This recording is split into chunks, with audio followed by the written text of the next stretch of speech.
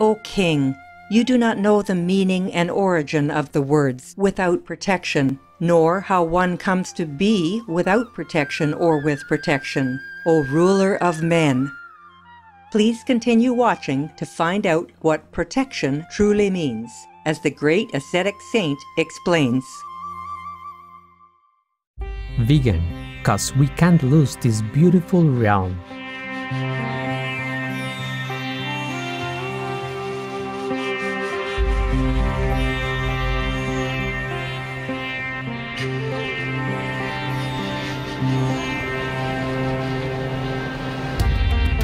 Namaste, compassionate viewers. I just said hello in Hindi.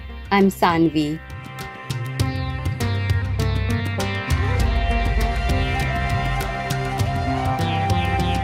The truth-seeking Indian people wish you all the best in devoting your meditation to the Most High. May Lord Mahavira answer your sincere prayers for spiritual progress.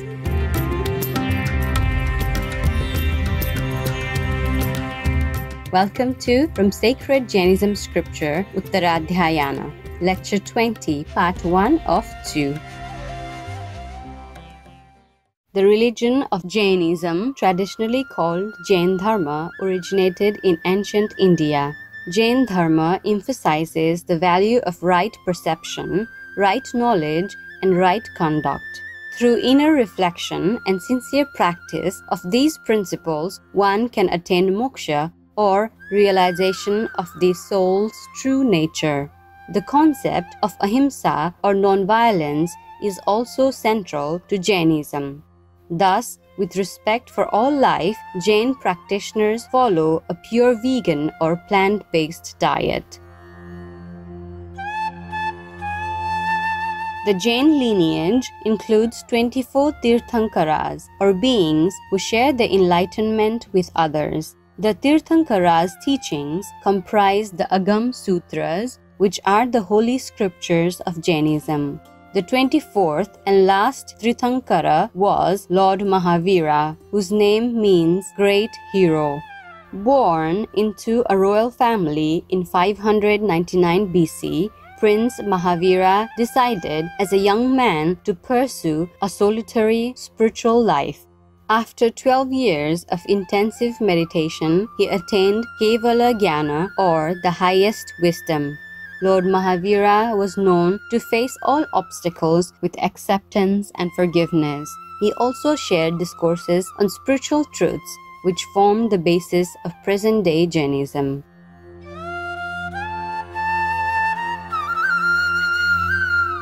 Supreme Master Ching Hai has paid tribute to the spiritual greatness of Lord Mahavira during lectures given in Taiwan, also known as Formosa, on various occasions. I don't know if anyone in the history of mankind could have done, or could be doing, or will be doing such an asceticism, such a sacrifice like the Lord Mahavira. We really salute him and are grateful. To all that he has to endure for enlightenment, for the sake of others, yes. All these sufferings are not for naught. They would benefit the world in some way or another, even without the Lord Mahavira knowing, or even without the world people knowing or being grateful for.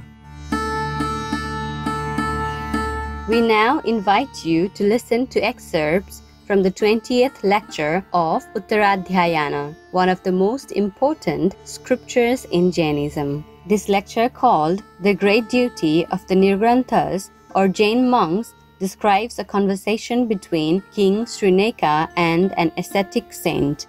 During their conversation, the saint explains to the king about the inner meaning of a true protector. 20th Lecture, The Great Duty of the Nirgranthas. Piously adoring the perfected and the restrained saints, Listen to my true instruction, which teaches the real profit of men, religion, and liberation. King Srenika, the ruler of Magadha, who possessed many precious things, once made a pleasure excursion to the Mandi Kukshi Kaitya.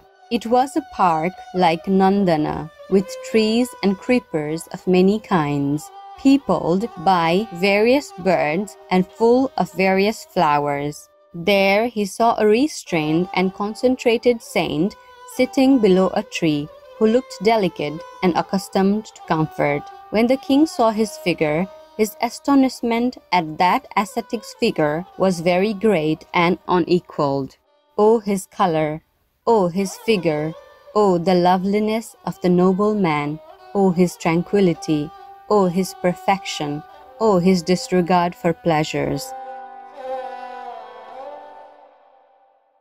Adoring his feet and keeping him on his right side, he sat down, neither too far off nor too close by, and asked him with his hands clasped, "Though a young noble man, you have entered the order. In an age fit for pleasure, you exert yourself as a Shramana. O ascetic, I want to hear you explain this." "I am without a protector, O great king. There is nobody to protect me. I know no friend nor anyone to have sympathy with me." Then King Srenika, the ruler of Magadha, laughed. "How should there be nobody to protect one so accomplished as you? I am the protector of religious men, O monk.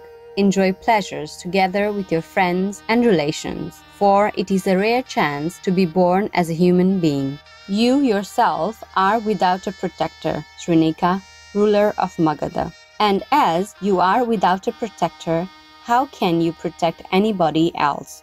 When the saint had addressed this unprecedented speech to the king, who was greatly moved and astonished, and struck with astonishment, he answered, "I have horses, elephants, and subjects, a town and a seraglio, harem, power and command, enjoy human pleasures, in possession of so great means which permit the owner to enjoy all pleasures.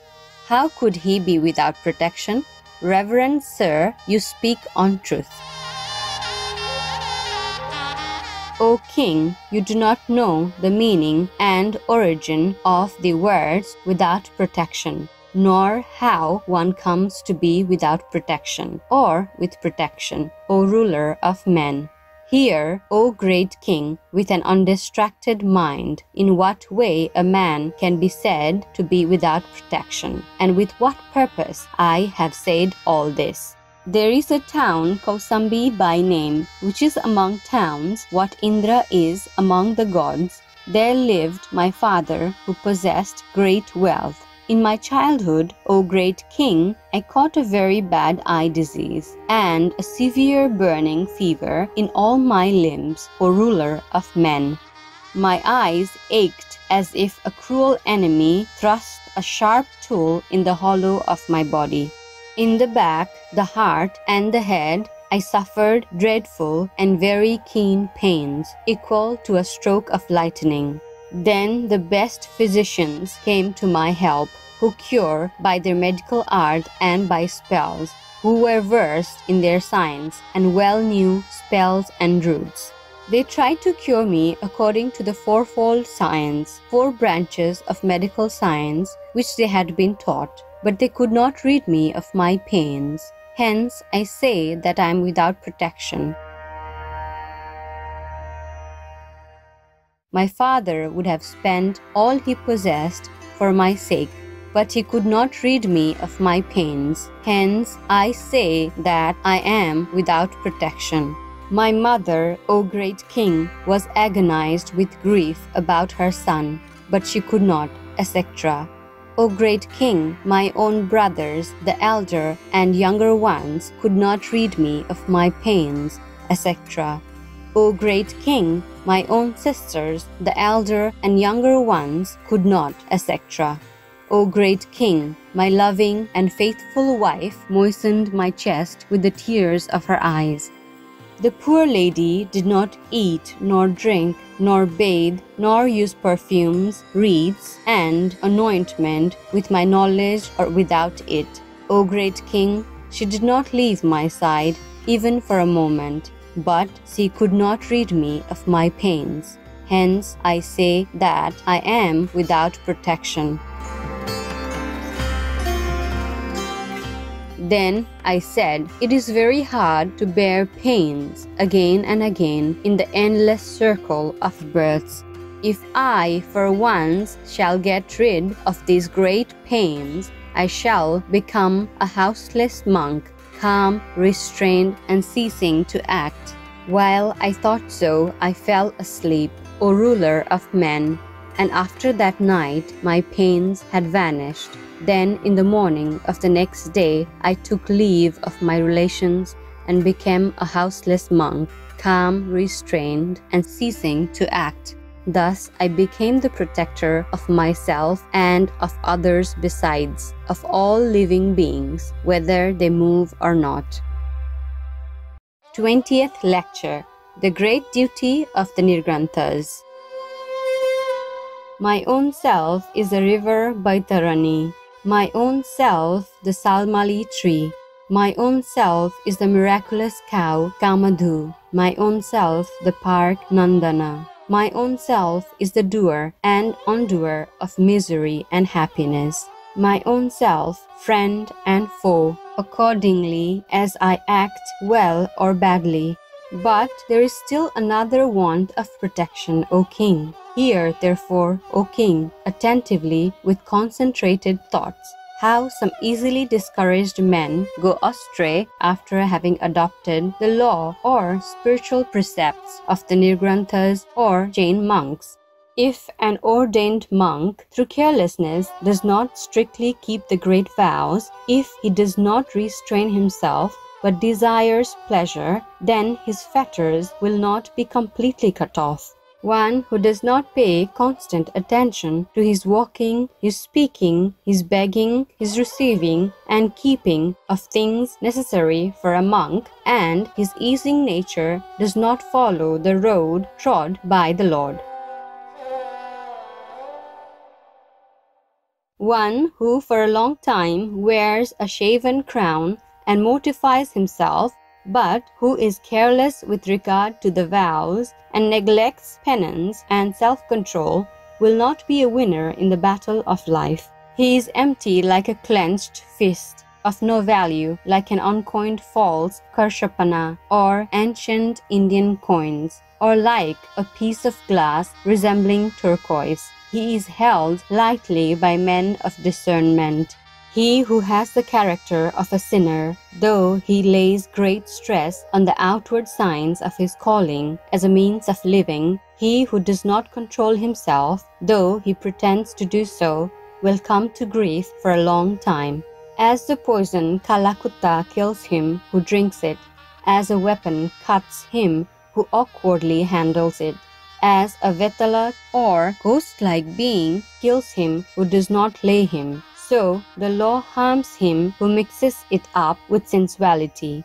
He who practices divination from bodily marks and dreams, who is well versed in augury and superstitious rites, who gains a sinful living by practicing magic tricks, will have no refuge at the time of retribution. The sinner, always wretched, goes from darkness to utter misery. The unholy man who breaks the rules of monks rushes, as it were, to hell, and to be born again as a brute. He who accepts forbidden alms, namely such food as he himself asks for, as has been bought for his sake, or as he gets regularly, as by right and custom, who like fire devours everything, will go to hell from here after having sinned. A cut-throat enemy will not do him such harm as his own perversity will do him. The man without pity will feel repentance in the hour of death. In vain he adopts nakedness, who errs about matters of paramount interest. Neither this world nor the next will be his. he is a loser in both respects in the world. Thus, the self-willed sinner who leaves the road of the highest jhanas or arihants, who, with the appetite of an osprey, is desirous of pleasure, will grieve in useless sorrow. A wise man who hears this discourse and instruction full of precious wisdom, and who deserts every path of the wicked, should walk the road of the great Nirgranthas or Jain Monks. He who possesses virtuous conduct and life, who has practiced the best self-control, who keeps from sinful influences, and who has destroyed his karma, will reach in the end the greatest, best, and permanent place, namely mukti, enlightenment. Thus, the austere and calm, great ascetic and great sage who kept great vows and possessed great fame preached at great length this great sermon, the great duty of the Nirgranthas or Jain monks. And King Srenika, pleased, spoke thus: "You have truly shown what it is to be without protection. You have made the best use of human birth. You have made a true gain, O great sage. You are a protector of mankind at large and of your relations, for you have entered the path of the best jhanas or arihants. You are the protector of all unprotected beings, O ascetic. I ask you to forgive me. I desire you to put me right. That by asking you I have disturbed your meditation, and that I invited you to enjoy pleasures. All this you must forgive me." When the Lion of Kings had thus, with the greatest devotion, praised the Lion of houseless monks, he, together with his wives, servants, and relations, became a staunch believer in the law with a pure mind. The ruler of men, with the hair on his body joyfully erected, bowed his head to the monk, keeping him on his right side, and departed. And the other, rich in virtues, protected by the three guptis or restraints, and abstaining from injuring living beings in the three ways, namely by thought, words, and acts, traveled about on the earth, free like a bird, and exempt from delusion. Thus I say: forget about heaven and earth. If you create war, you'll inherit hell. Happy viewers, we appreciate your company for today's program on Words of Wisdom. Coming up next is Walrus People, the majestic tooth-walking seahorses, right after noteworthy news. May the purity of your soul be uplifted in the wondrous blessings of heaven. Our programs offer many languages. Please visit suprememastertv.com/schedule and suprememastertv.com/WOW. Nos programmes offrent plusieurs langues. Veuillez visiter suprememastertv.com/schedule et suprememastertv.com/WOW. Nuestros programas ofrecen varios idiomas. Visiten suprememastertv.com/schedule y suprememastertv.com/WOW. Műsoraink sok nyelvet tartalmaznak. Kérjük, tekintse meg itt suprememastertv.com/schedule és suprememastertv.com/WOW.